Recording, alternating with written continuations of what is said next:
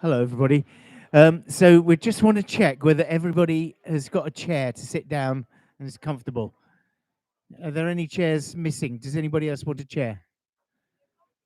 No, but have you got enough chairs at the moment? Is everybody sat down? Nobody's hovering. That's lovely. Thank you very much. Michelle, would it be possible just to have the this one light on? Yeah, thank you. Yeah. Oh yeah, just everybody happy with the lights on? Just this one would be great. Yeah. Oh, okay, right.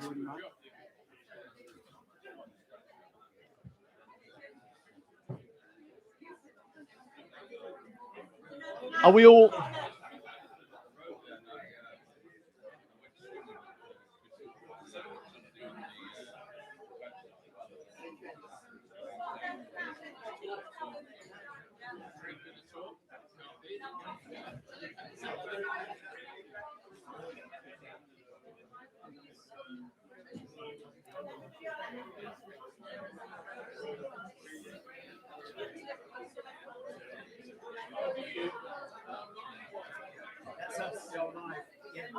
I think we'll start. Yes. Yeah. Turn yourself on. Yes, I am on.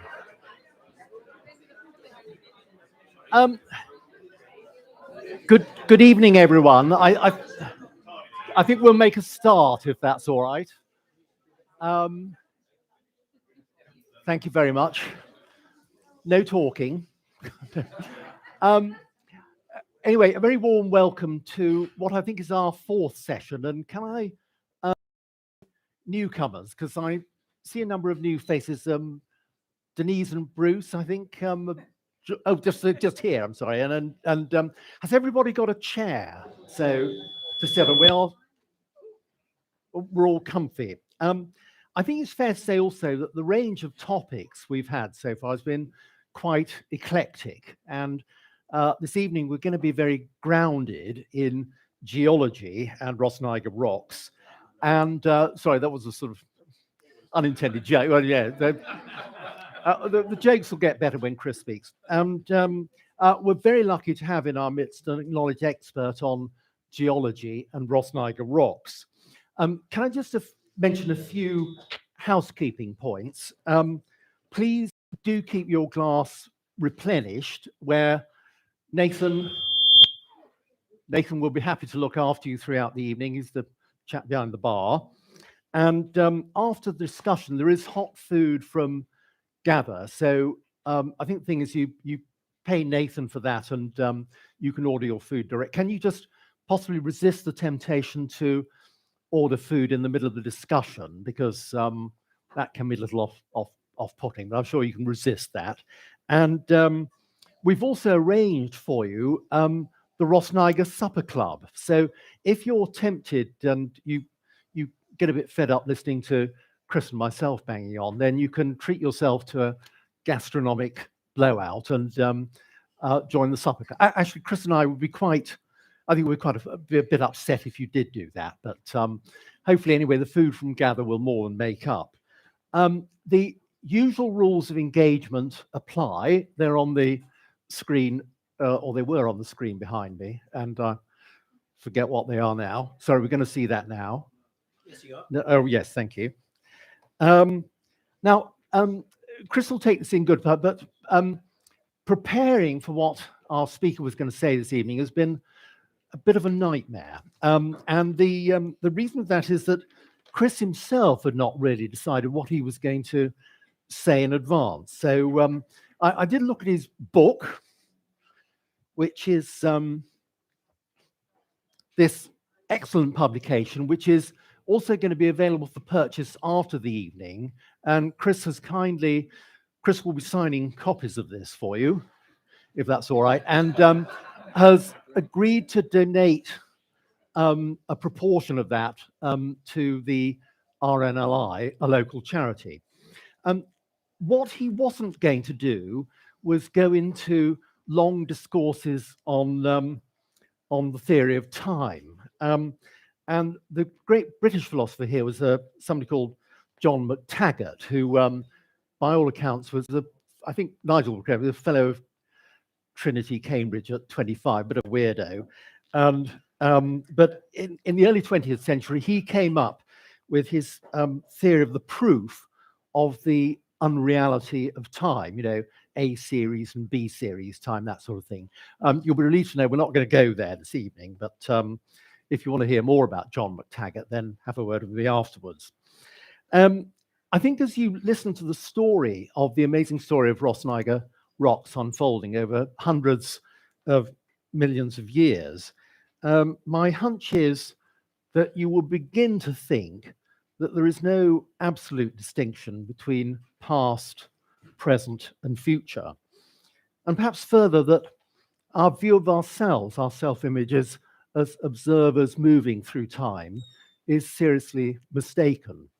And ultimately, perhaps the ultimate Zen thing, that space and time, are they real existences? So that will be food for thought as Chris takes us through Rhosneigr rocks. Now, to our speaker, Chris has had a very different lifestyle from most of us, I guess. For 5 years, he headed up the Hong Kong Geological Survey before setting up his own consultancy company.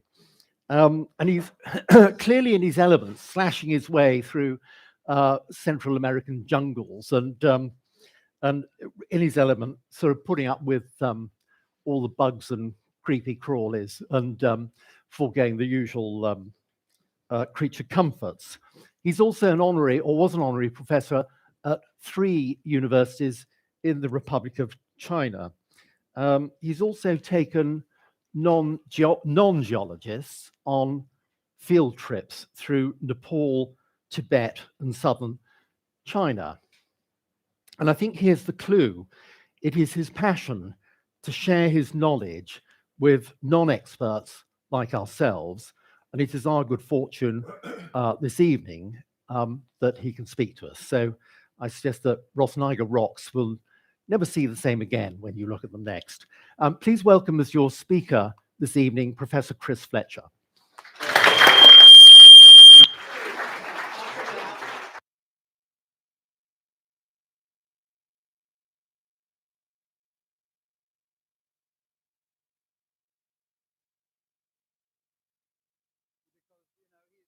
Up in an impossible situation in talking.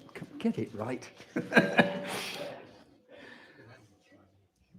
Today or this evening, I'm hoping when you go away, you'll never walk along the Rhosneigr beach the same. You'll be looking and saying, wow, I didn't notice that. But I'm going to take you through. I've got to give you a little bit of geological background. This is not going to be a geology first year course at all. But there are a few things which you may not know, and I'm going to go over them. If you know it, sorry, but it's going to be very quick. I'm going to focus on the geology of Rhosneigr, but extend it a little bit to the rest of Anglesey. You are very fortunate here to be in Anglesey. It is an amazing geological terrain. It is absolutely phenomenal. And it's unique in the British Isles. And it's been studied a lot. I've done a little bit, but not very much. So hopefully we'll get started. I don't ask for questions in the middle. It'll put me off. So we will try. That picture was taken this morning. As most of my lecture notes were done sort of last night and just getting on. I don't have lecture notes. I just go through it. So here, that is this morning.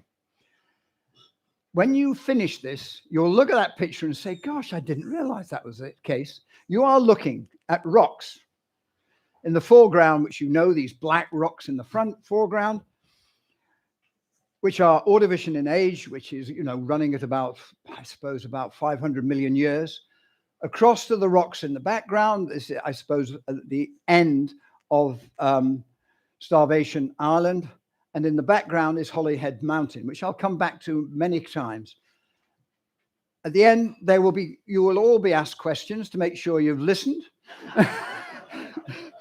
So no excuses. So there's no discussion. I'll ask questions and you'll find out whether you've actually listened. Can you have next? Shall I just press it? Yep. I'm not going to tell you what they are. I'm just going to show you. These were taken on Rhosneigr Beach, basically. And they tell the history of what's happened here. At the end, you should understand a little about what they are. I'm just going to do 4 slides, which give an inkling of what you're going to expect. You've probably walked over these. You'll never notice them. You said, well, fair enough. What do they mean? That question didn't even cross your mind at all. There's another. That's at the other end of Broad Beach. And we'll look back later. And the final one is that. Interestingly, that was taken about 15 or 20 years ago. It is now different. It's already changed. The world is changing, but it's changing at a rate which has happened through hundreds of millions of years. And that is a very important point to make. Okay? So that is what you are going to be able to understand later on. The time element David wanted me to look at, and I had a lot of thought process, and because as a geologist, you're always thinking about how long did this happen? Quite a long way, but the exact measurement is only in the last 100 years. And finally, missing time, which would be very good for David. Very philosophical thought I did. So that is the geological time scale, worked out over many, many years. Some of the names you'll be familiar with, like the Jurassic. If you haven't seen Jurassic Park, you should have done. So here are some of the what we would call the geological time scale. Now, it's interesting that the Cambrian, Ordovician, and Silurian all were named after the Cambrian mountains of Wales. The Silurian and Ordovician, both of those are tribes of Wales. Now, it's fascinating to note that if you go to China and you talk about the Cambrian and Ordovician, they just use them quite clearly. They don't realize they all came from Wales. And if you subdivide, let's say, some of the Ordovician and Cambrian, you have the Llandilo, the Llandovery, and this is in the middle of China. You'll be talking the same thing. And the reason for that is that most of the geology was started here in Wales with Murchison in the sort of early 1800s. And they developed all this. And they generally, as you go up the column, you can actually pick them up. The Devonian is obviously named after Devon. The Carboniferous is obviously coal. And then you go through the Permian and Triassic are from the Permian across in Europe, the Jura Mountains and Cretaceous, etc. The numbers which you see along here are the millions of years. Those were not known until very recently. Probably starting about 100 years ago and coming forward. And we'll come back onto that in a minute. But that, if I talk about the Cambrian, Ordovician, and Silurian, at least you'll know what I'm talking about. The thing about Anglesey and Rhosneigr in particular, we start in the Precambrian, the upper part of the Precambrian. And we go through the Cambrian, we go into the Ordovician, and maybe clip into the Silurian, and then there's a gap. We have none of the we have none of the Devonian, or very little of the Devonian, and then the Carboniferous. We get the limestone. You must have seen the limestone. That is that, and then from then there's a big gap. All those are not here seen in an Anglesey at all. Let's go forward. Measurement of geological time. Very interesting. You go back a long way. When people realized, when they saw fossils and everything else like that, they said, well, how could this happen? You remember this, it was a very religious time. And to Leonardo da Vinci, he was an exceptional scientist. And he saw these fossils high up in the Italian mountains and said, how did those get there? That must have taken a long time. And that's as far as he went, because the religious feeling at the moment, anything like that, was due to the major biblical flood. Everything was about the biblical flood. And that's as far as he went. Now, this man, Bishop Usher, came from Armagh. He decided, he worked out how long it took when the creation of the earth came. And he did it by genealogy, begat, so many begats. And finally came that it was actually on October the 23rd, 4004 BC. In the evening, I might add. And that was his whole thesis. But that was after someone like Leonardo had pointed out this was obviously going to be a lot longer. It wasn't until the late 1700s that James Hutton, an incredibly erudite geologist, who developed the theory of uniformitarianism, which sounds very religious, as though it's a sect. Well, it is in some respect, because what he said is that everything is going on at the same speed, and things like the landscapes, mountains, required an immense length of time. He didn't know what the length of time was, but it was obviously a lot longer, and certainly wasn't 4,000 years ago. And then, critically, in 1905, following Madame Curie's work on isotopes, Boltwood decided that the isotopic composition of a rock, and once it's actually formed, it then starts degrading through the isotopes, and from the half-lives you can work out what the age of the rock was, and that was critical. And that is how all those numbers I showed you on the geological column actually came to be. This was one of Hutton's famous outcrops to the near Edinburgh at Sicker Point. And if you notice, and geology is all about noticing things and saying, gosh, how did that actually happen? If you notice, the rocks under here are vertical. Now, vertical rocks, remember, most sediments were laid down horizontal, pretty well all of them were. And so to be vertical, that had to have been some form of mountain building or something else like that. But look here, we have pretty well horizontal rocks above them, and there's a line between them. And this is what they call an unconformity. And it's this missing time, which you actually got to think, there's somewhere in the region of 500 million years along that line, which is not there. It's missing. And we'll see that as we go through the rest of them. Dunraven Point. And here, I've put the ages. We've got, again, rocks on an angle, which are Carboniferous limestone, 350 million years old, and overlain limestones at 160. The line between them is what has happened there. And that is, funnily enough, is the missing times, which actually you can correlate a lot better than actually the strata themselves.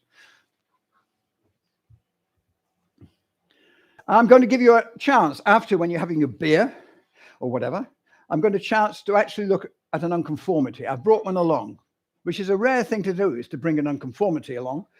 And that is this. You can't have a geological talk without a rock. Come on. That is the unconformity which I just showed you, which I cut a slice through. Here you've got the Carboniferous limestone, you've got the Jurassic, which you know, Jurassic, dinosaurs, all that type of thing above it. Now look at these holes. These are burrowing mollusks, which went actually into the rock along that line and burrowed in. There again, you have somewhere in the region of 200 million years along that line, which is missing. Very important point. Have a look at it. It's a fascinating, it's nearly a unique specimen. That. On angle, we see an unconformity, but it's not, I wouldn't say spectacular.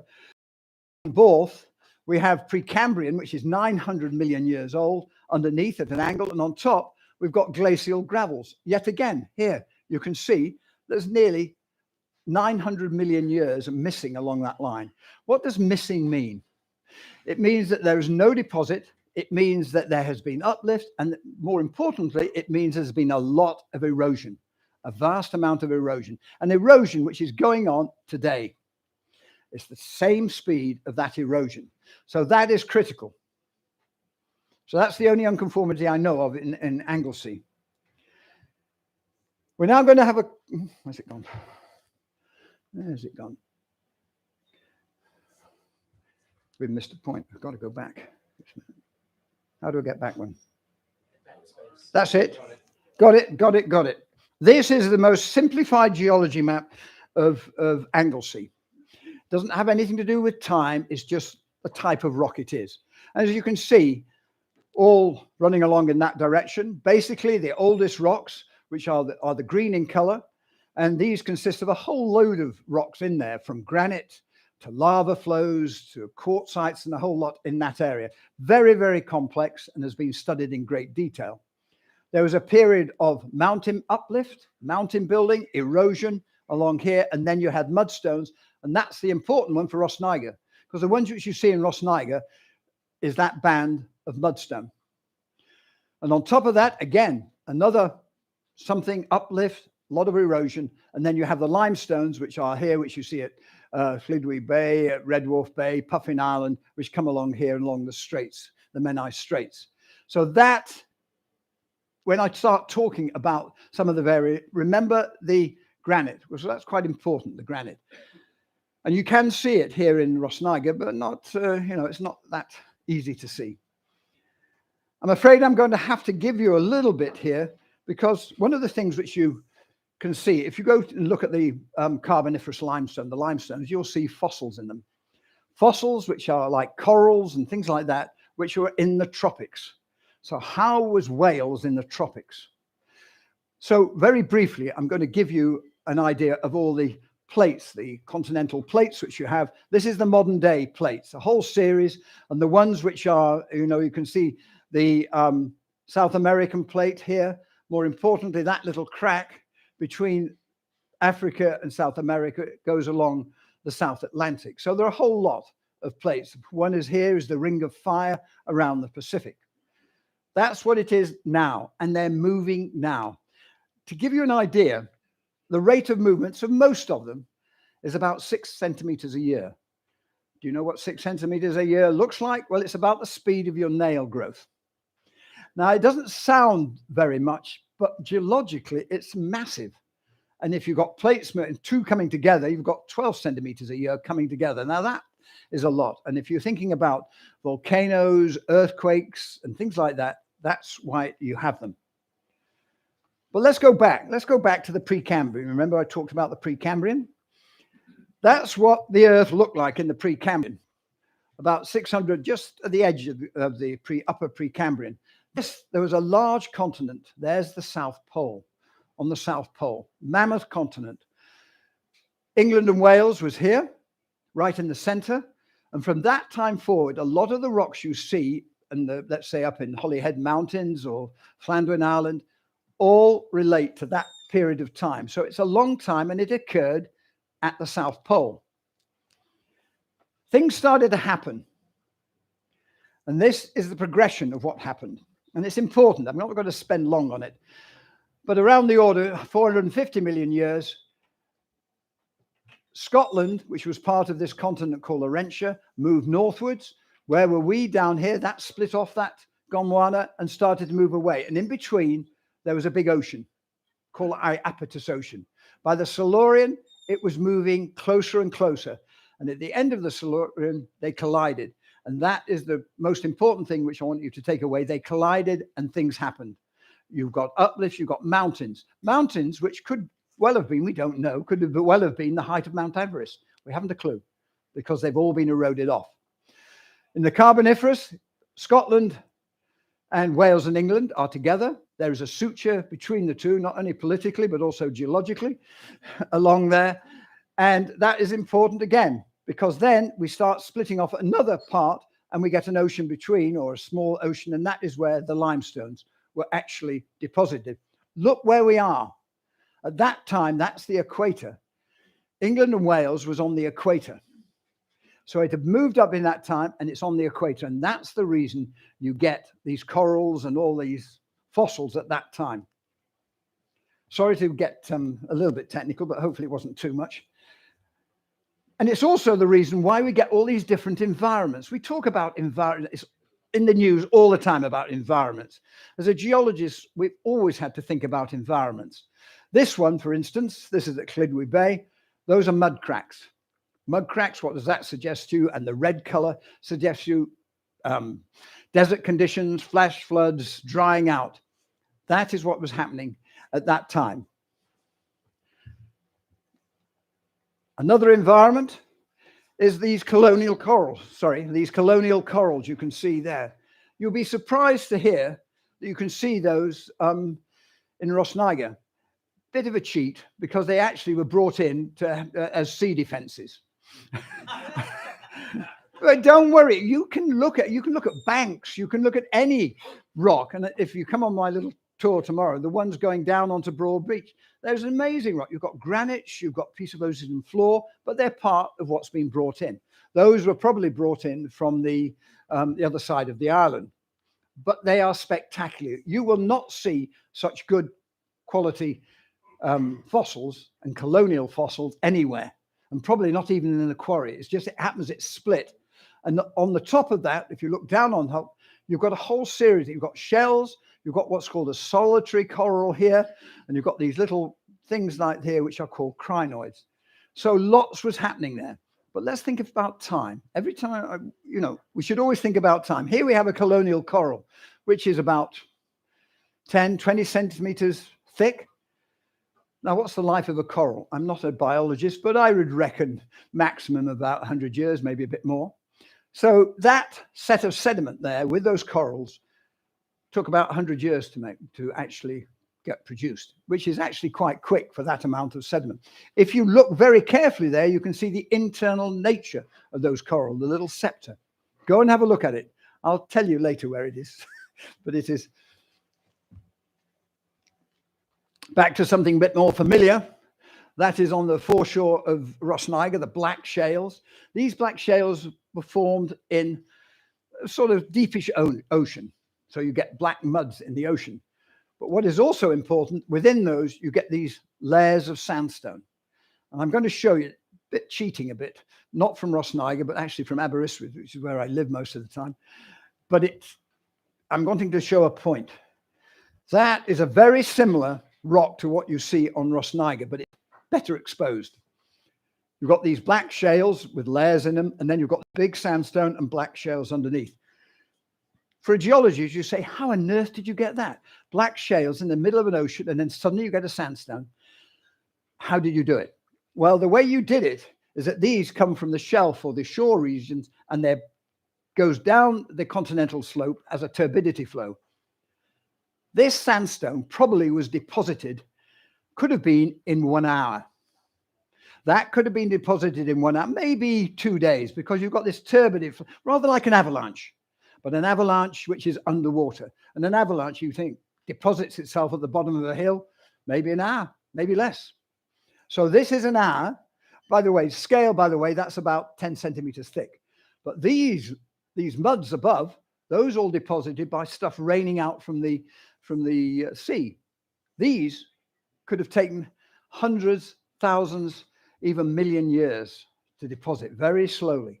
So you're getting the concept of differential time, 1 hour to maybe 1 million years.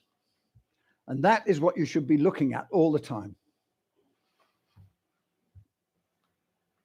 We now go on to just a brief one. We're going to slightly go through the rock types, which you can see here, but I'm not going to talk about them. And that is really through a cross-section through an average volcanic granite sort of terrain. You have a big magma changer. Magma is molten rock down below, possibly 3-4 kilometers down below, molten rock. And then it sends magma up to form a volcano or these dikes, these splits.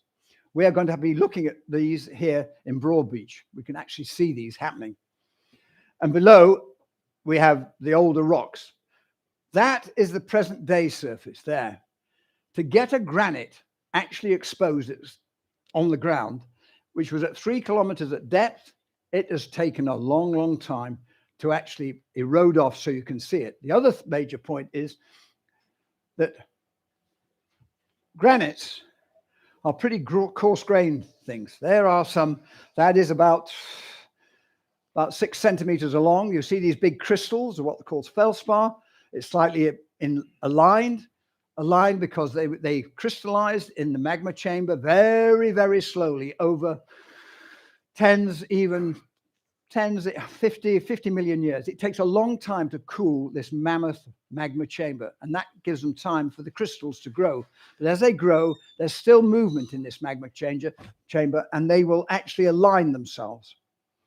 That, by the way, didn't come from near here. That came from when I was working in central Bolivia, but this gives the point. But here is something which is here, and that is the granite which you saw, and that is a pebble. You can't see them. If you go along all the beaches, you can see all the geology when you pick up a pebble. And this is one pebble I picked up 2 days ago. And that is the granite. Same idea, very coarse grained, but you won't find an outcrop of this. That's the Coedana granite. You won't find an outcrop of it. And here again, the feldspar quartz, a long time to crystallize and get it in like that. The only place which I've seen it is here. This is at the far end of Broad Beach, and this is the contact. Now, when granite goes into a rock, it heats it up something fierce. The temperature of molten rock, roughly about 1200 degrees centigrade, could be larger, could be slightly less, depending on the water content.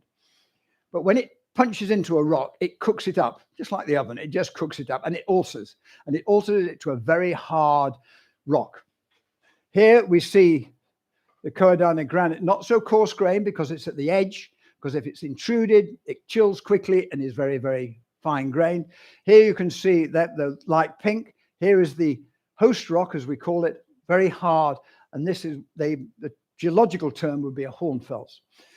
And there's some quartz veins coming across it. Unfortunately, this is where we're going to go for the field trip tomorrow. Unfortunately, the sand has nearly covered all that. Amazing change of the sand as you go on across Broad Beach, and we'll see that later on. The other thing we said, we have got granites, we've now got volcanic rocks. I'm not going to go into great detail, especially if you go to North Wales, Snowdonia a lot. But here on Anglesey, one of the best places to see them is on Llandwyn Island, and they're these big pillows. They are classic, probably some of the best in the world. And they are pillows, and what they are is magma or molten rock coming underwater, and it pushes it where you must have seen things like on Hawaii and things like pushing into the water. Here we come, it pushes in, it heats, it cools very quickly, and then it pushes another, and then another one and another one, and you get these whole series of pillows.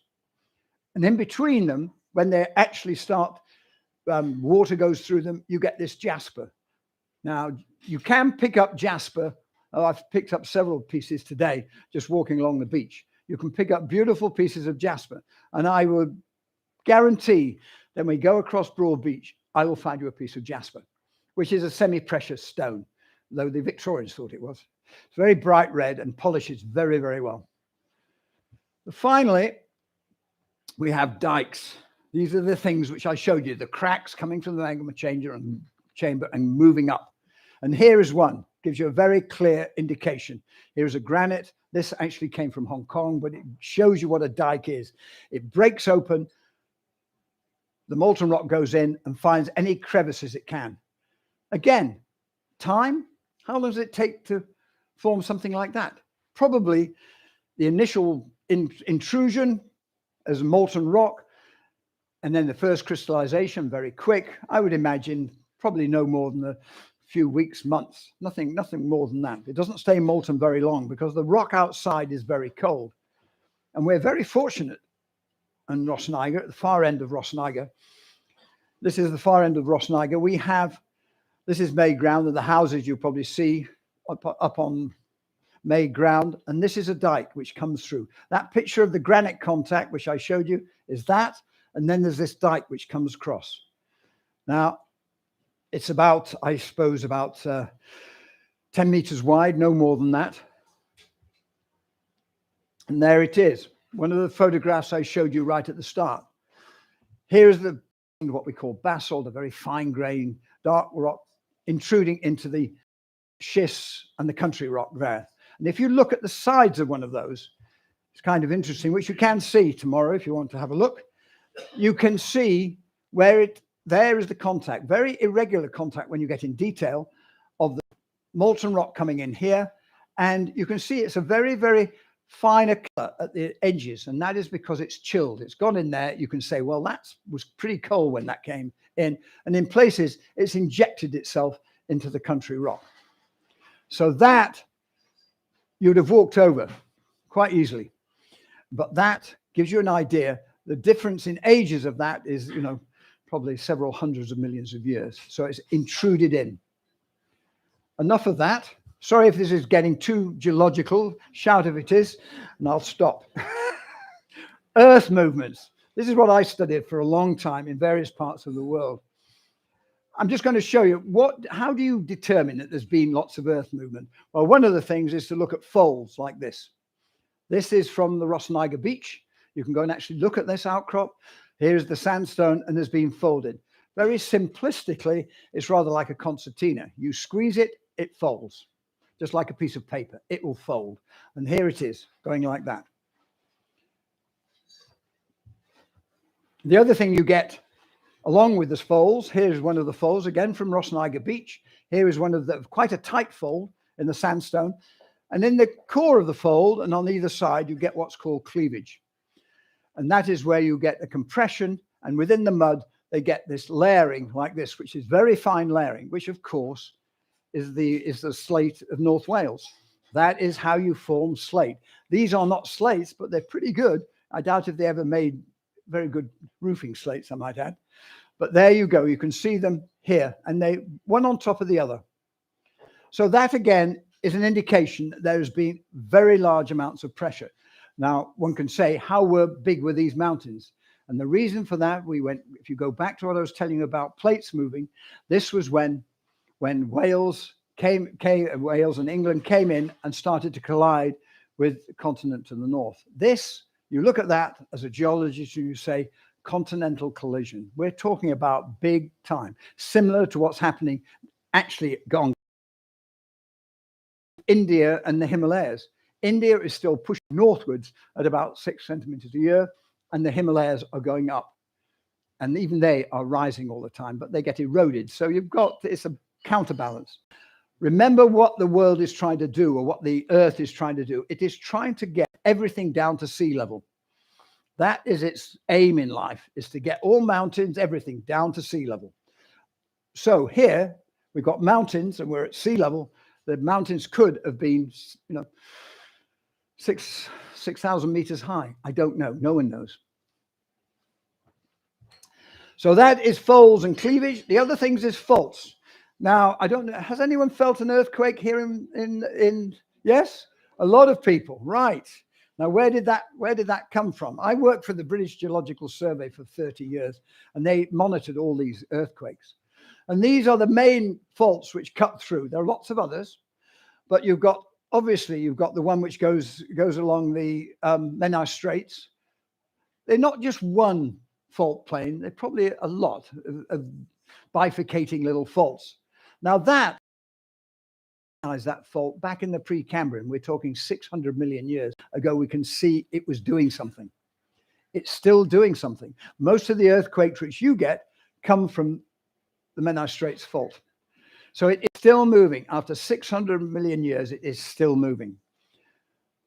Got the other ones, but this one is the Central Anglesey Fault Shear Zone, they call shear SZ shear zone, which comes through very close to Rhosneigr.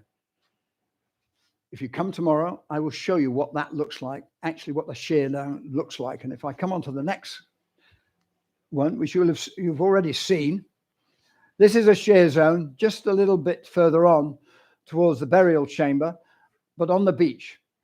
Here it is here with all these twisted, very, very twisted pink quartz veins, immense amount of shear. That isn't moving now, but it obviously moved in the past. Probably not vertical movement, but lateral movement. And you can ask questions. Well, the question I always ask, how the hell did it do it? And you've got to work out when it did it and how it did. Final part of my talk is probably something jumping right into glaciation, because most of what you see of the landscape here is all due to glaciation. A lot of what I've been talking about here, like mountains, have all disappeared. But what you see now is due to the glaciation. And the glacial deposits of Anglesey are quite varied. First of all, you've all heard, obviously, about the last great ice age, which was in its zenith about 25,000 years ago, which isn't that long. I think now you can we're now getting to numbers which you possibly can think of. 25,000, maybe you can think about what that is. And that was when it's at the peak. These are global sea level changes, and we're here, and it's roughly, obviously we're at zero, but look at the last ice ages, the last 4 ice ages which had occurred over the last 300,000 years. In every case, the sea levels went beyond what it is now. I'm not going to go into global warming and everything else, but that shows you that even if we weren't around, man, they would still go up 3 or 4 meters higher than they are now. End of that story. But what were the glaciers like? And where did they come from? We have got the mountain glaciers of Snowdonia, and they went down pretty well. The glaciers extended nearly to the South Wales coast. But the main ice sheet came from the north, from Scotland, and went right over the top of Anglesey and went along the side of Wales. I studied one here, some deposits here. They cut off the valleys, and you've got these big lakes, Llyn in particular, which was nearly 100 meters thick of water depth. Mammoth lakes, which were trapped within the mountains of Wales. So that's the general feeling of it. And then we come back to this. I think this picture was taken probably 2 days ago. Looking out towards Holyhead Mountain. Glacial erosion. What's the evidence for glacial erosion? Here, Holyhead Mountain, it has a very, very distinctive shape, and that is due to the ice sheet coming from the north over the south, grinding its way, and as it goes over the top, it plucks material away from it on the downward side of the glacial sheet. So that is called a roche moutonne, which if you want a technical term for it, but we'll see lots of those. It is a classic.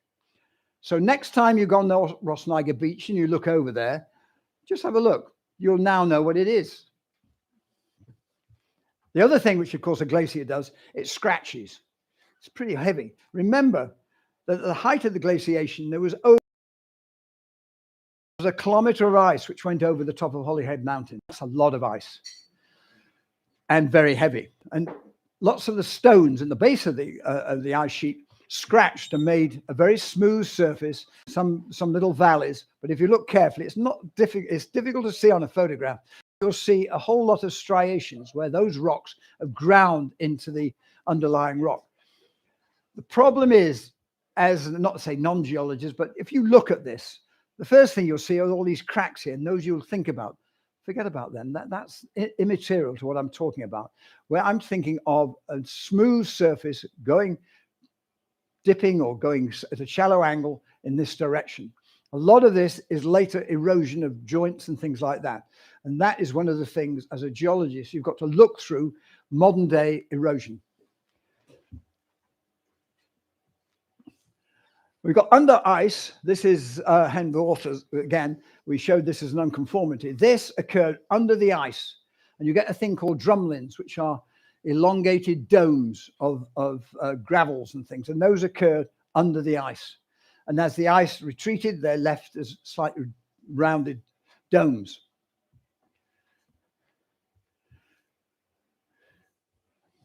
Hopefully you can all recognize this. You've all walked along here many, many times before, which unfortunately, I should go and see it because within the next 5 years, it won't be there.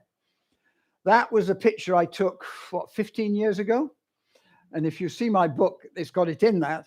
There used to be a little bollard of here, or a little hummock here, and these hummocks. This is the glacial surface, again, that shallow dipping surface where the ice came up from the north and over the top. And here is some of the deposits. As the ice retreated, you get these deposits laid down on that surface. That was taken 2 days ago. That bollard is gone. This is nearly gone.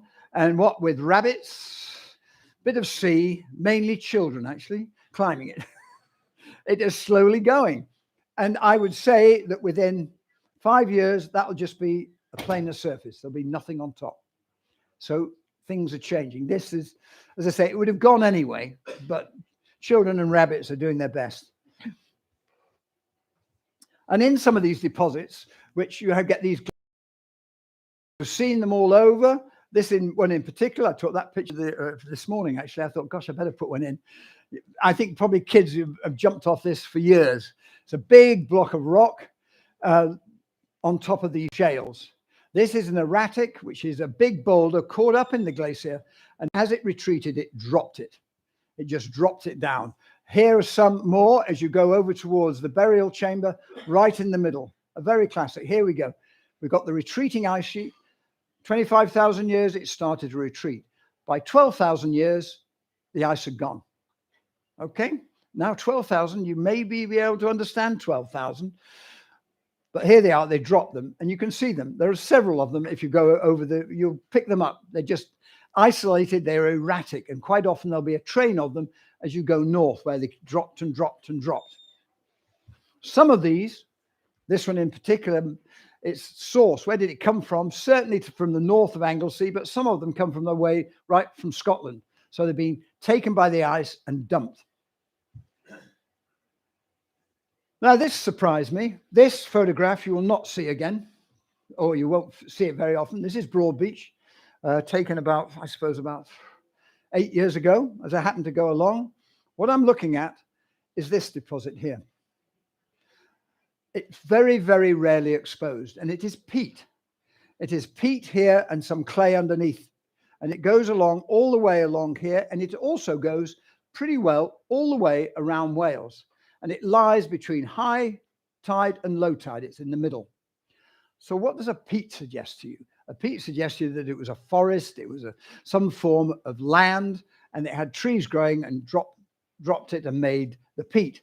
So this was a level, and this one has been dated at 5,000 years. So we're getting closer. So this is about just over 5,000 years old. And there were trees coming out of this. To prove it, actually, I think I've seen a picture in Triada Bay, you actually see trees. But nearer to where I live, near Aberystwyth, in a place called Borth, you have these tree stumps. It's the same age, it's the same position, 5,000 years, and here are these beautiful trees all the way along. That is a classic. It's a beautiful, as I say, what it does mean that the sea level has risen. It has gone from there, which is about between high and low tide, and has come up to present time. So sea level from last 5,000 years has risen in that time. About 2 minutes. No more. 2 minutes, you're okay. And there it is in more detail on Broadbeach with the clays underneath peat. Very, very close now. Interestingly, again, I took this 2 days ago. Can you see where the water is out on Broadbeach? There's no sign of that peat because it's all covered by sand. But that's where the water is coming out, is on top of that clay layer. And you'll see it all over the place. So that peat layer is running all the way along there.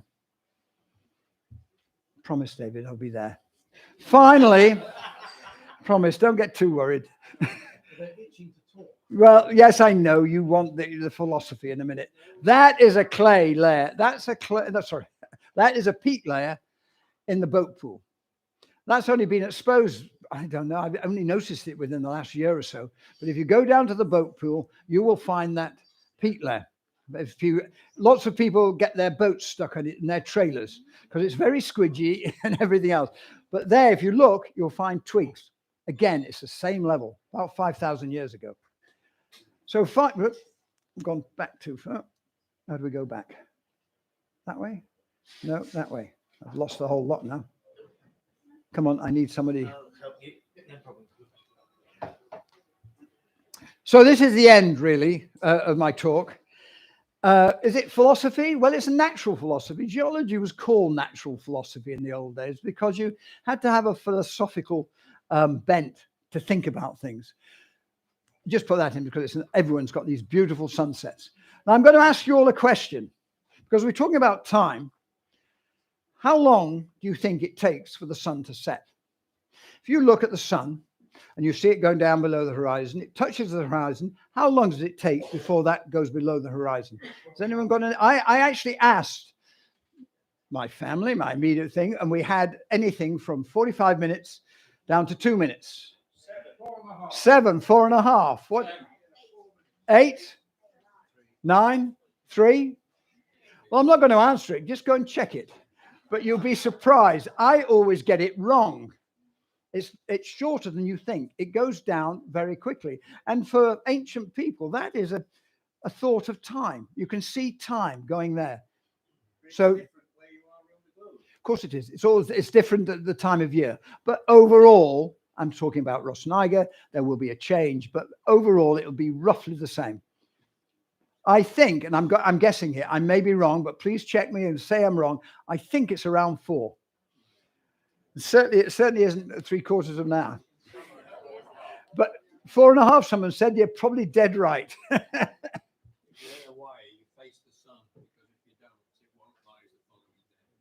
That's right, it is. But what is interesting to me, let's say, in ancient times, literally prehistoric, that apart from the moon and everything else going, it's quite an interesting, that shows you time going past. So that really concludes my talk. Sorry, it's been a bit not quite as philosophical as somebody may like, but if you have a problem with what I've said, get this book, which was written for children. It was written for my grandchildren, because I've been coming here for nigh on 40 years and I've walked over these, and I wanted the children to start thinking and looking and making. And it's there, and it has a mythical side, but it also has a geological story. So there are 2 parallel stories, and that's important, because the geological story could be wrong, but it's just as exciting. Thank you very much.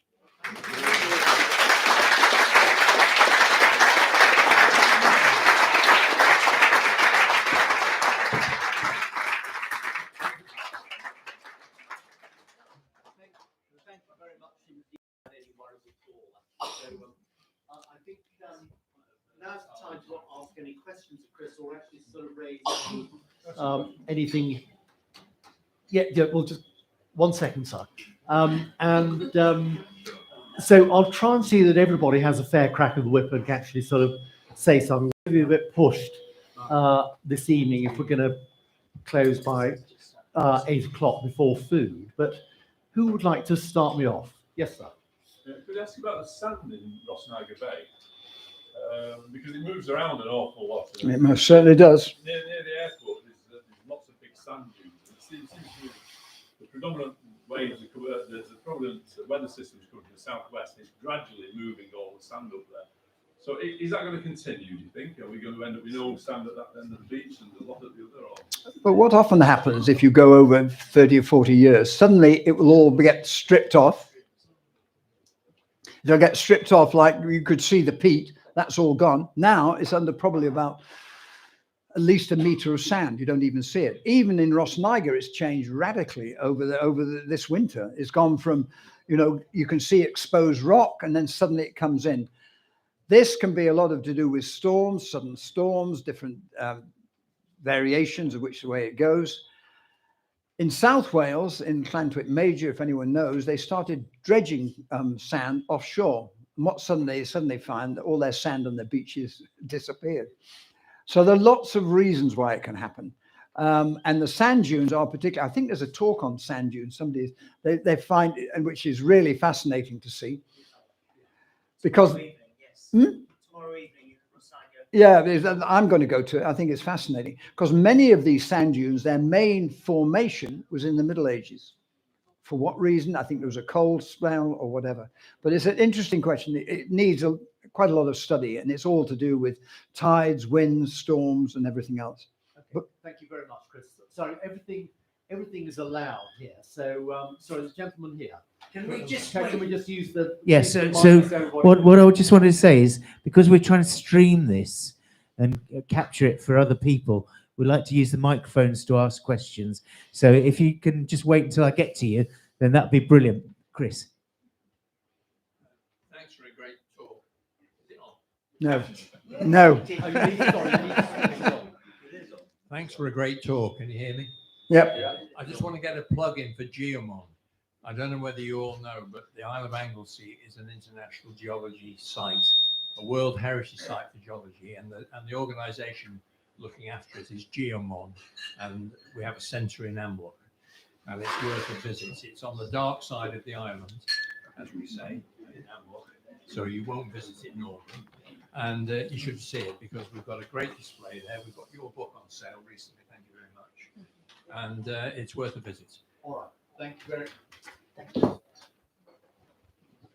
How do I turn it? Could I say that in the book, the newest version, we have got the Geomon logo on it, just because, which is what I wanted to do. It's a great honor that they've got a UNESCO site here on Anglesey, and it's very, very important. Okay, Charlie, can we take the mic to Mr. Parsons? Yes. Sorry about this. Charlie. Better than Mr. Parsons. From a geological point of view, do you think current warming of the planet is a natural phenomenon or a man-made one? There have been, I couldn't say, there have been United Nations debates on this, and last night on television, I was going to bed, there was a very, very good synopsis going way back. I would say that we are on a global warming cycle, whether we were man on it or not. You've got to remember that very, very in between what we call the interglacials, there were hippopotamuses running around Trafalgar Square. So it was very temperate when it went during those times. But what it does mean is an incredibly debated question. I think even I wasn't skeptical, but I wanted a little bit more proof of it. It is coming that we have changed, but my personal feeling is that we have made a mess of the earth for lots of other reasons, not just the amount of CO2. You've only got to see plastic, and you name it. There are a lot of things which we've done, and we've got to sharpen up. Whether reducing the carbon dioxide in the atmosphere will help immediately, but if we don't, just to give you an instance, which I always find very, very thought-provoking. If you think of how long man has been on this earth, and you compare it with the dinosaurs, which were they got extinct. I know it's a meteor, but for every day that man has been on the earth, dinosaurs were on for 8 years. We've got a long way to be as successful as a dinosaur. So, and we haven't been on very long. And it doesn't look good, would be my feeling. And it's a very good question, but it's one which could take a whole gamut of times. Roger, I think you put your hand up. Can I ask you, Chris, about the Mona complex? Yeah. Which I know nothing about, but I've been told that it exists. Yep. And I've been told that the Mona bit of it is to do with this island. Is that? Yeah, it was named. And does it go? I seem to have skipped over one of the first slides. Have I missed something? Am I exposing myself to missing? No. Right. And I was told that it goes across the Atlantic or under the Atlantic Ocean. Is that? Yeah, well, anything. Remember the two, Europe and North America were together. And it's only in the last 50 million years that the Atlantic has opened. So the rocks we see here are very similar to what you see on the east coast of the States and Canada. I forgot to, I don't know where it went. Has anyone heard of Edward Greenlee? You will certainly, but Edward Greenlee was an amazing man. And the geological map, I thought it was on the slide there. The geological map, which you can buy for 18 quid from the Geological Survey, is an amazing piece of work. He spent 25 years mapping the island at his own expense, the island of Anglesey. And the Geological Survey agreed to publish it. And it's got 2 volumes. It stands pretty well intact. Yes, there have been a few geological changes and theories along the way, but it is an amazing map. He was an incredible man, and it was published in 1920, but he spent 25 years doing it. He's lived on the island and did it. It's worth looking at. And he named a lot of these formats, including the Mona complex, which is the Precambrian. It's the Precambrian schists and gneisses, and included the granite as well. So it's the oldest rocks on Anglesey. Okay, thank you. I think Mark, you've got your hand up. Yeah. Oh, I did. Yeah, because I'm holding the microphone now. Sorry. So, unfortunately, today we heard about the death of a fantastic scientist called James Lovelock, who was a proponent of the Gaia hypothesis. And one of the things that we've learnt over the time since he proposed that hypothesis was that our rocks are actually in some sort of dance with the biosphere. And Chris, I was just wondering whether you had any thoughts about that and his contribution to science?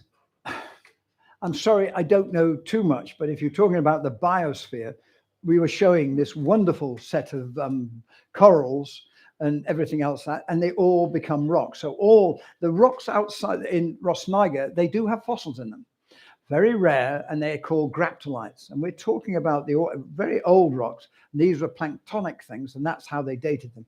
The reason why they could make that big column there with the Cambrian, Ordovician, Silurian, and things like this is that they didn't know the exact age, but they looked at the evolution of such things as graptolites and shells, and they can then change where the things, basically sea level or something changed. So the context of rock and the biosphere is right there. You've only got to see the peat. That's evidence that it's right there.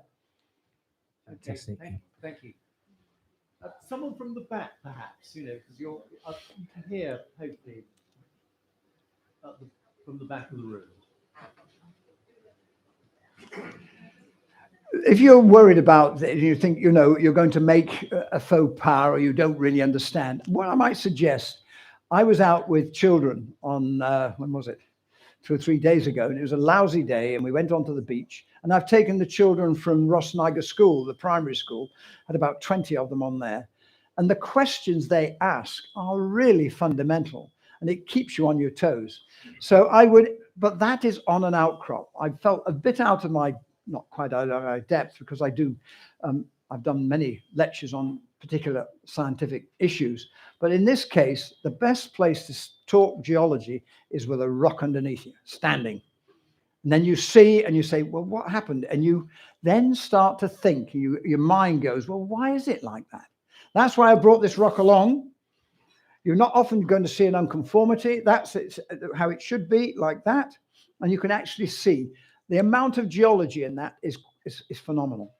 And that is true. So if you come along at 2 o'clock tomorrow, going across Broadbeach, walking across Broadbeach to the other end, I'd be delighted, and you can open up, hopefully. Okay, so we want lots of questions at 2 o'clock tomorrow, Broadbeach. Weather's looking okay, I think. Yeah. So, We're going, the ramp going down from the village, going down to the village. There's some black rock. All these black rocks there. Ordovician, they're right at the bottom of there.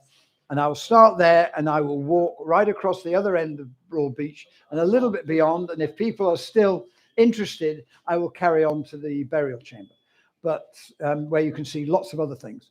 But that gives you a lot. And it would take about, an hour and a half max. that's great. Children are welcome.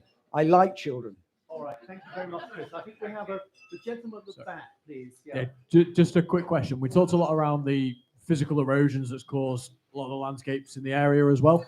You touched on CO2 levels going up as well, which has an impact on ocean acidification. How much is that going to impact in the area more, enhance ocean acidification, plus physical stuff? Do we expect a big change going on? Well, let's just go back to when, the height of the Ice Age, which I told you was 25,000 years ago. Sea level was about 120 meters lower than it is today. 120 meters. It was phenomenal right across the world. And since that time, it has been slowly rising as the ice caps and Greenland and all the various other things starting to melt. We saw the peat. 5,000 years ago, the average sea level here in Anglesey was probably 3 or 4 meters lower, and it's rising. It will continue to rise, but I wouldn't have worried about it a bit ago, because you'd say, well, it's on a geological time scale. But the problem is, as you global warming, you get more storms, you get more things thrown in, there's a lot more erosion, the whole thing, in addition to the fact it is rising. So the answer to your question is that how you do it, this is a global question with politicians and everyone else. People do not know what to do, and it's not, I can't answer this now. We could argue for the next, I don't know. Brett, I think you've got your hand up next. Sorry, Mark, your hand sort of run from one end to the other with the mic. Sorry, Lord, we'll come in 2 seconds.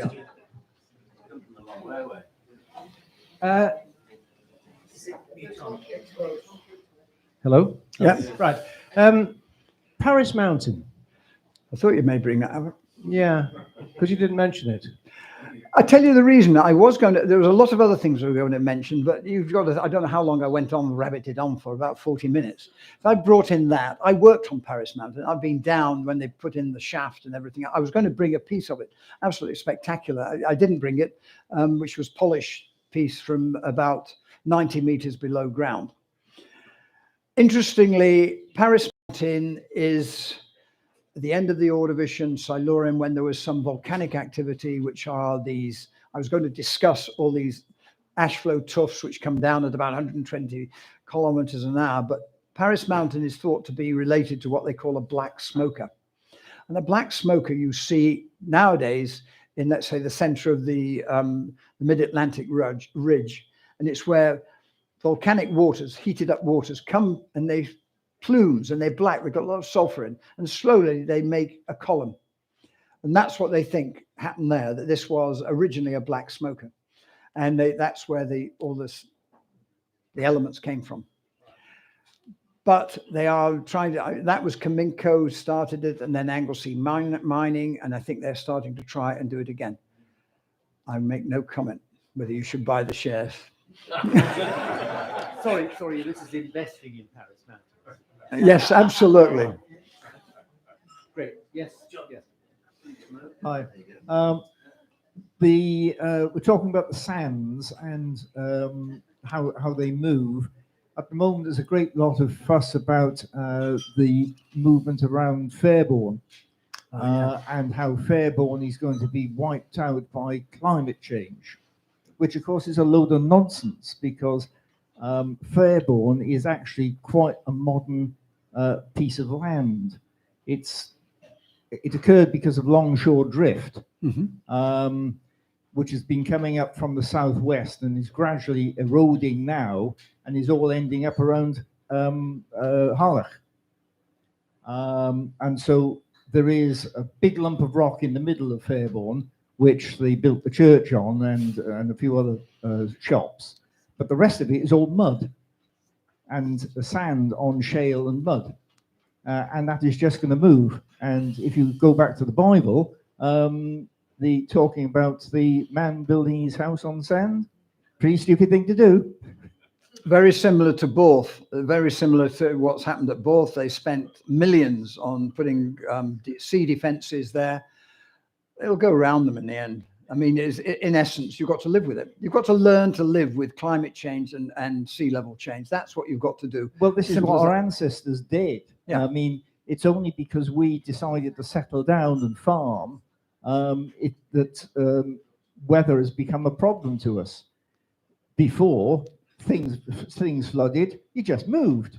I mean, if you look on the Somerset levels, they used to farm on the Somerset levels in the summer, and they would move into the Cheddar area, Cheddar Gorge, over the winter area, because the Somerset levels always flooded. And it's coming back. Yeah, but it's very fertile.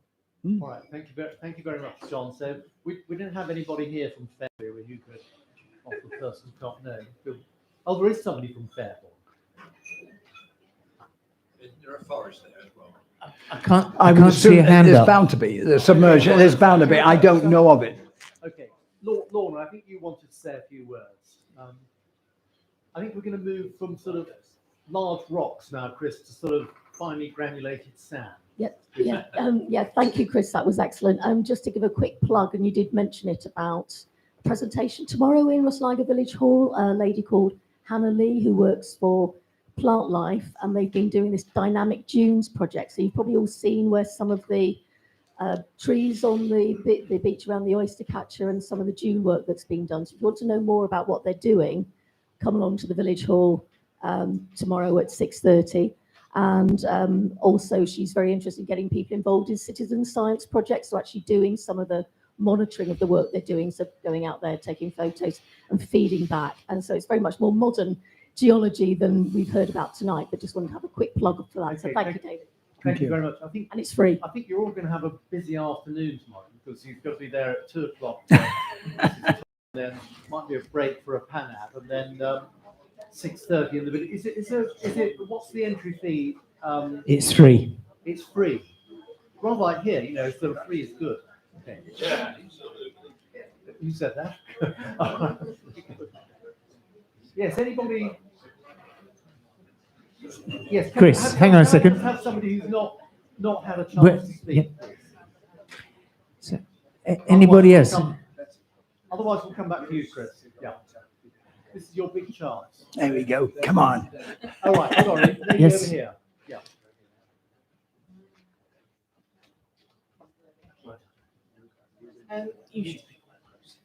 You showed us several pictures of rock formations and pointed at different levels and said, and there's a gap. How do you determine what happened in those gaps? What are the clues that you can look That's for? an I'm excellent. glad you've asked that because I've been worrying about missing. It is an excellent question because, in fact, what that gap is, let's say the Jurassic is missing here. It was deposited all across Europe, you know, the chalk and everything else. What it means is that at that time, Anglesey was above sea level. So it wasn't, so the basins which were depositing these was elsewhere. And that is how you figure it in between. But it is a gap and it's a missing gap. Good question. How do we know it's missing, Chris? Just because, you know, we Haven't you been listening? He's a lawyer. I think I'm getting the cross-examination from the defence. So Chris had another question, and then I have as well. Unless Mike, beg pardon, Mike. Sorry, we'll be calling you Crystal. No, you've only mentioned it twice. I may change my name to Chris. Okay. Sorry, I just wondered whether I could mention Kemlyn, Mhm. because Kemlyn Bay is absolutely brilliant. Every rock in Anglesey is there as a pebble, so you don't have to traipse over the whole of Anglesey. You can see them all there. That rock, that pebble you had at Cordana granite, is exactly the same as one I've got, which my grandchildren collected 25 years ago from Kemlyn. So even the erratics are there. You know, there's pieces of granite from Scotland there. There's pieces of stuff from rock from Ireland. It's just an amazing place. And as the tide goes out, they're all washed clean. Okay. I was also attracted by the prospect of jasper on the beach. I see it has a sort Well, you'll find of jasper a there. monetary value. So we You'll can sort find of a get- pebble of jasper. Right. Yes, I've got several. I picked them up today. Yeah. Several jasper pebbles. Kemlyn is brilliant. Mhm. There's a few billion there. So they won't miss a few pebbles. Okay. Mike, I really apologise. I've got a terrible face for names. As well. Just really. It's happened. Yeah, no, it's not your fault. Anyone? I've got another question because and it's a question because I've got the microphone, and it's because I know Chris had a little interaction on this. Now, one of the things that in our world today we have to manage is where we put nuclear power stations, and I understand you had a little story about the placing of Wilver, and I just wondered whether you could just give us a little flavour of what a geologist does that makes a real impact in real life. Very much so. And to a certain extent, I was called up to give they had their dikes, which we were talking about. And one of the things, if you put a nuclear power station, you've got to prove that there's been no proven movement beneath that power station. It depends whether you're in the States or here. Let's put it's 50,000 years. It's probably more than that. You've got to prove it. And that's quite difficult to actually prove that there hasn't been movement or a fault movement. And one of the ways they did was to look at these dikes which went under the Wilver Power Station. And they asked me, and I said, well, actually, I know a wonderful dike, and I'll show you the map there, the other end of Broadbeach, where you can see a lot of the, that they have moved. Now, the question is, what age is that dike? And if you look at Margaret Wood's book, which is absolutely superb, I only recently, it's really superb, she was saying that, and even Greenley did, that there are two ages of dike, one post-Carboniferous and one tertiary. If they're tertiary, we're a bit in problems.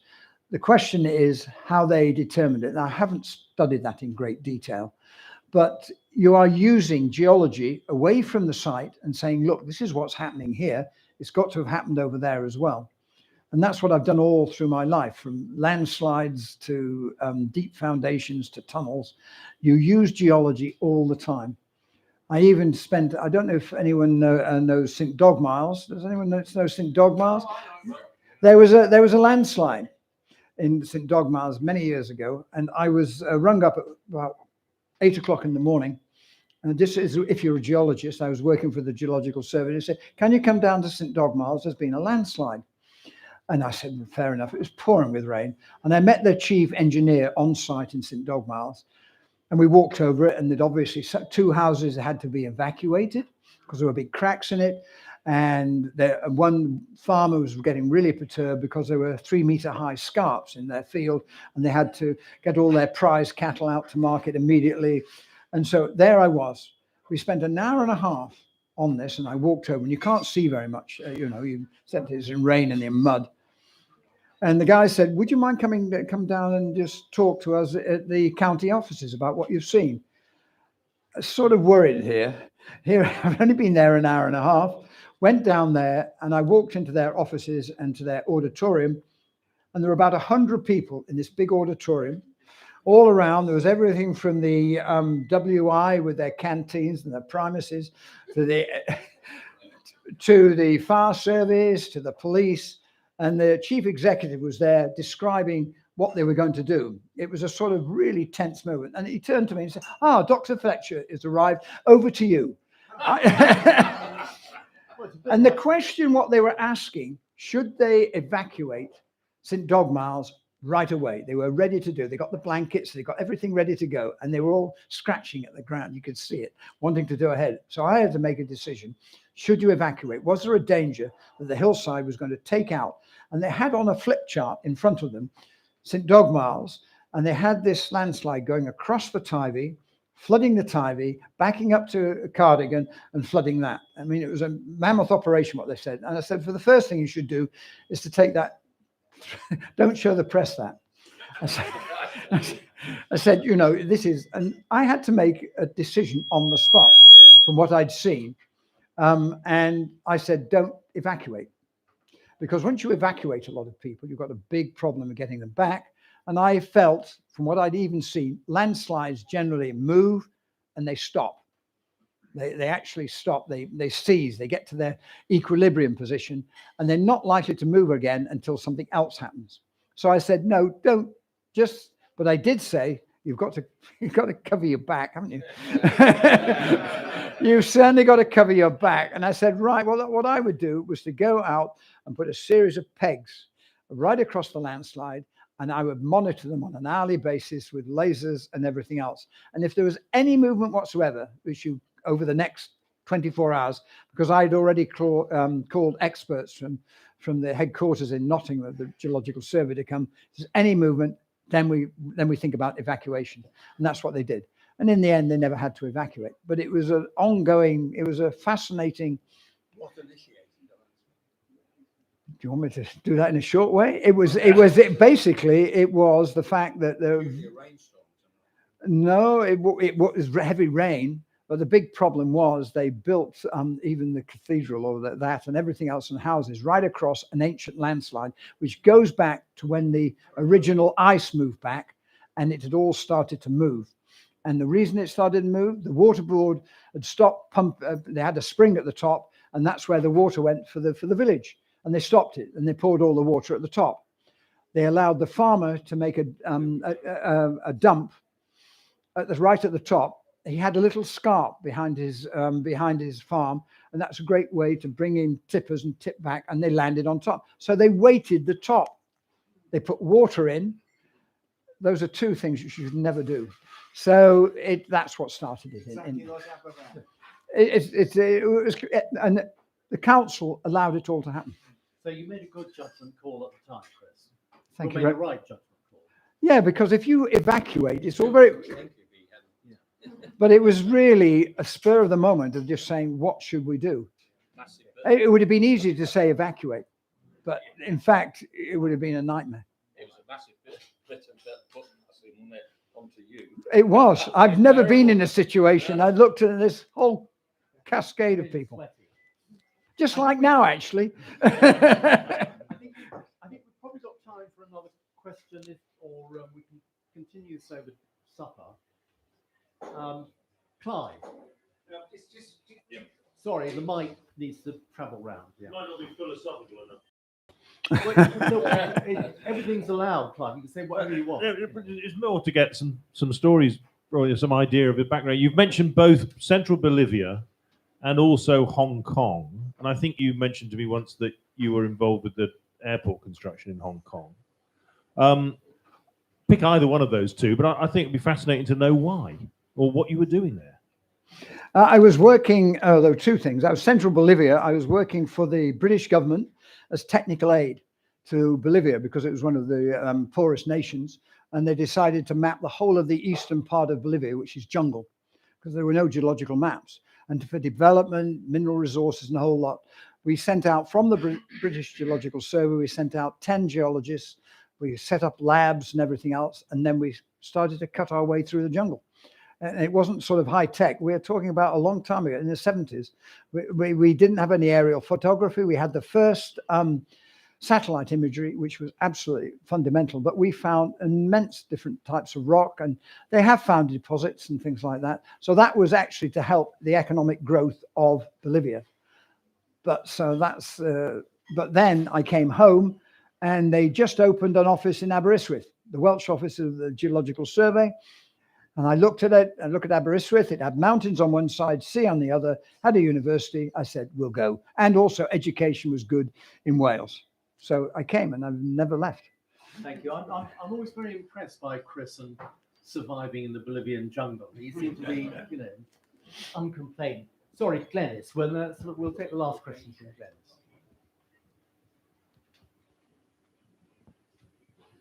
Thank you. I found that most interesting. But as a geologist, you rely very much on the level of different layers of rock as you find it. And so far, it seems to be reasonably pristine. What will future people, when we're wiped out, what will future generations make of spoil heaps where the ground from many meters underneath is now on top? And places like central Australia, where people have tunneled and they've got spoil heaps and things on the surface, and the whole layering system has been made chaotic. What will happen then? A very good question. I mean, I've often thought about it. Let's say 200 years, what this Earth will look like, and what will future generations make of it. But I think your point was, in all cases, what you're looking at is what we call made ground. In other words, somebody has made it. They've brought it up and dumped it. And you can recognize that. And you'll be able to recognize made ground quite relatively simply. You will, rather like archaeology, you'll be able to recognize it. So let's say if we go, several centuries in the future, your guess is as good as mine. But at times I'm pessimistic, but you've got to be very optimistic for your children and grandchildren. And I think that is the crucial thing. You've got to be optimistic, and we've got to think, at least nowadays, no matter what, we are thinking about it. It is actually in the debate. The KT incident. Yeah, we did. Yeah, we did. Thank you very much, Chris. I'm just, can I just confirm on practice about it? Nathan, we're all ready for take orders for food? Food will be ready for, they're still having the shuttle club in there now. So we've missed out on the gourmet dinners. Yes. Sorry about that, folks. Yeah, So okay. it'll be from, I think she said it will be about 8:30, and all food will be done then. So if you do want any more questions, then. No, I want my food. So, sorry, food will be ready from 8:30. Yeah, you'll still do orders after 8:30. It was any way of bringing that forward, or? You've got loads of stuff in there. I'll supply, Right, I'm very sorry about that, but look, can I just a few housekeeping things. We meet tomorrow at 2 o'clock for enthusiasts. So when Chris will do one of his legendary tours, and then at 6:30. Sorry, ladies, can I just sort of can I just finish speaking? Sorry, can I just finish speaking and then you can speak? And at 6:30 there is the Dunes talk in the village hall, and then next up we next meet. I think we're going to have August off, and on the 8th of September, I did see Derek in the room. Is he? He's gone. Sorry. Yes. Well, we've got Derek Brown speaking on "Am I a Ghost in a Machine?" The problem of consciousness, and that's all to do with how do we know that Chris, for instance, isn't a cyborg or a zombie? I mean, I think we're sort of conscious of it. I'm sure he's not, I am. but we're conscious of we have our own consciousness, and so and the other thing is the board of the Think Rhosneigr CIC. We did decide it might be fun if people had the option of coming dressed as either a cyborg, zombie, or non-humanoid. So I think I did have a few enthusiasts. I think Roger and myself were up. Can I just take a straw poll and see who would be interested in coming as a cyborg or as well? There will be a bottle of wine for the best turned out zombie. I'll do that. We've got 3 of us now, so think about it. I think you become more enthusiastic as we go on. And then, sorry, the microphone. Right, sorry, but can you hear me? Yeah. I can't raise my voice. And then also on the 6th of October, AC Grayling is coming to speak to us. AC Grayling is coming to speak to us. And I think we'll be having that in the village hall. We think there will be a high demand for his talk. I've heard him speak twice, and the content and delivery of his talks is first class. So, Mark, I think you've got the printed tickets for that. We are going to have to charge for entry because of certain expenses that we have to cover. The cost is £10, and then we're arranging for food and drink afterwards. So, Mark, could you? I think you've got the tickets. Yes, I've got the tickets. So what we'd like is I've spammed the whole Think Rhosneigr community that we have emails from. If you haven't received an email from me saying, would you like a ticket, then please get in touch with me and I'll tell you my email address in 2 minutes. But what we'd like to do is if you could buy your tickets by paying via backs, so we don't need to use cash, that would be fantastic. But cash is always acceptable, isn't it? No. Oh. So in the first instance, no. Can I just have a quick show of hands who received emails for this meeting? And if you put your hands down and just put up your hands if you didn't receive an email for this meeting, right? Those Denise people. and Bruce didn't, but they're going on the list. Hang on, yeah. So the people that just put their hands up, if you just come round and see me, I'll take your email addresses and make sure that I can spam you as well, and there will be no hiding place ever again. Of course. Obviously, these talks have been going on for a while, and I've obviously missed them. How do you actually generate, tell people when they're on? Have you got a? That's a very how do we tell people? Yeah. So Obviously, I didn't know about the one on the the sand one, which is quite interesting to me. So how do I, I just live up the road there. So effectively, how do I find out about it? So I'm afraid it's word of mouth, Facebook, and there is. Yeah, there's Rhosneigr activities. Yeah. Okay. And the other thing that we tried to do is put notices up in the local establishments, sort of on their pin boards and stuff like that. Yeah. Yeah, yeah. Thank Okay. you. Yeah. But are you on the mailing list? You're not, obviously not on the. But come Do along you and want to get, yeah, that's okay. yeah. Sorry, Susie, you had a Yeah, comment. if I can have your email, then I'll spam you to death.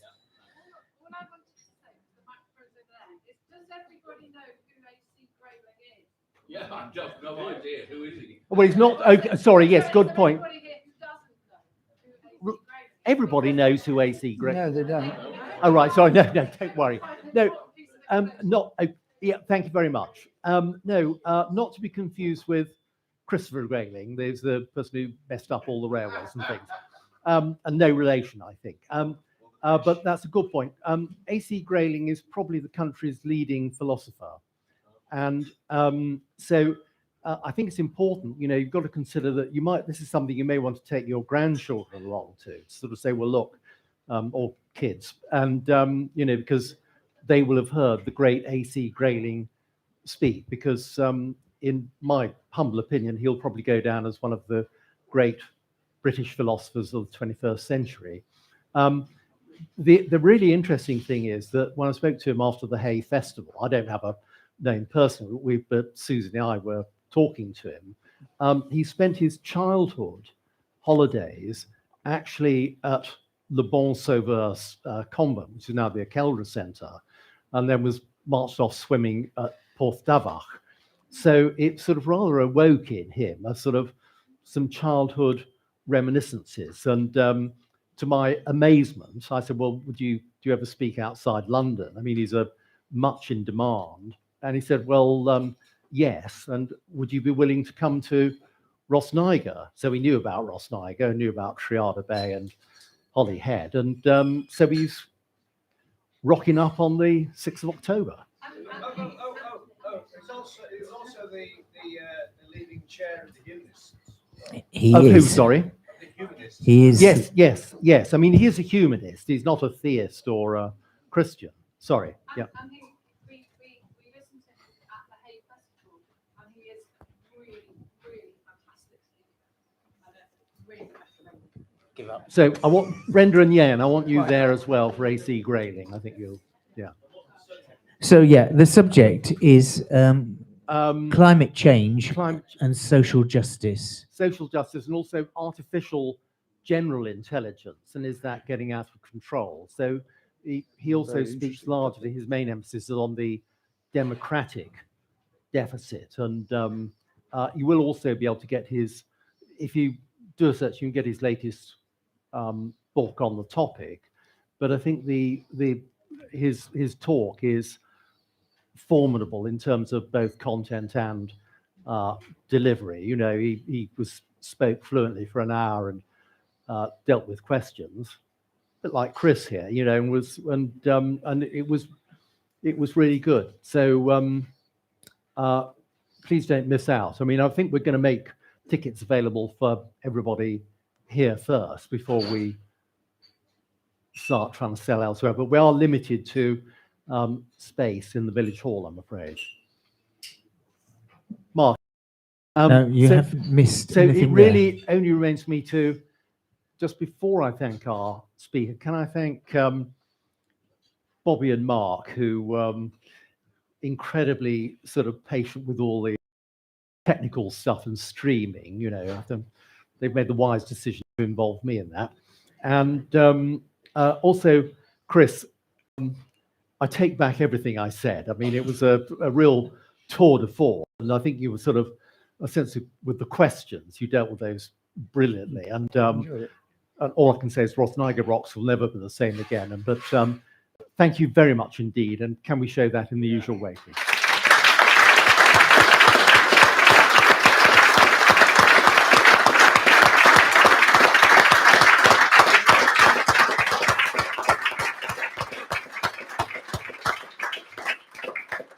So don't forget that he's here now with his pen, and if you'd like to buy one of his fantastic books, they're here. But that's me saying that, and yes.